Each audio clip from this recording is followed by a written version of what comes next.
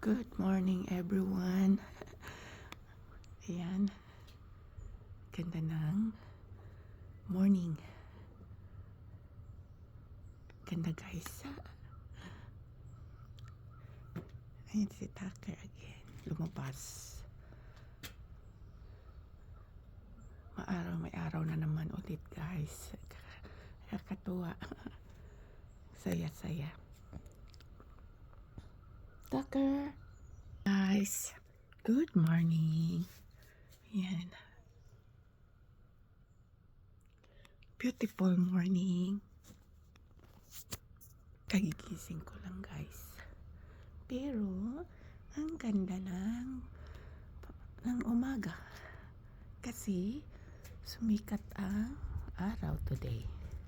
Pero may snow pa din guys. Tingnan nyo guys. Ang ganda. Si Tucker again. Ayan si Tucker. Ayan. Si Miming ayaw lumabas. Tama si Ma'am Joyda na ni Bago.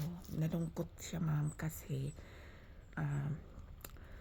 ano kasi doon sa sa Utah maganda, parang masaya siya doon, naikot-ikot kasi sa mga kapitbahay. Dito 5 minutes lang siya para siyang balik kaagad, then tumitingin sa forest.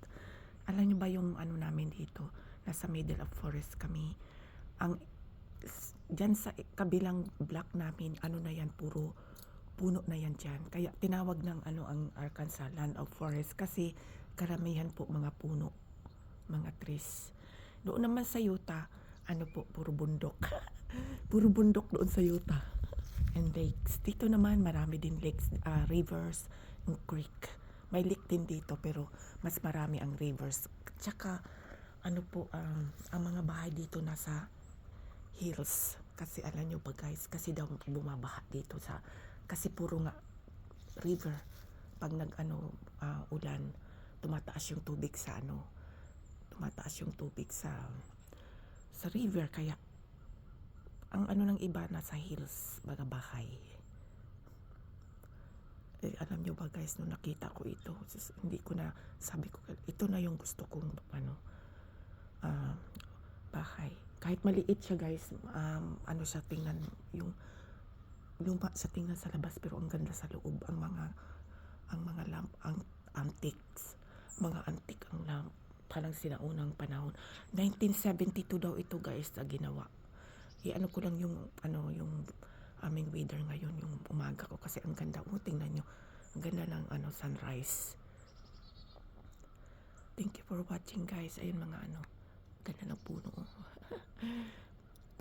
Nakapaligid sa amin puno. Then yung sa likod namin yung sa harap. Alam nyo ba, ito yung backdoor ko. Backdoor po ito. Hindi pa kami masyado nakaligpit. Ayan. Backdoor po ito. Hindi pa ako nakapagtanim ng ng bulaklak ko kasi inuuna namin sa likod at sa loob ng bahay. Thank you for watching everyone. Magandang umaga sa ating lahat, mga buong mundo. Bye-bye po. Hi.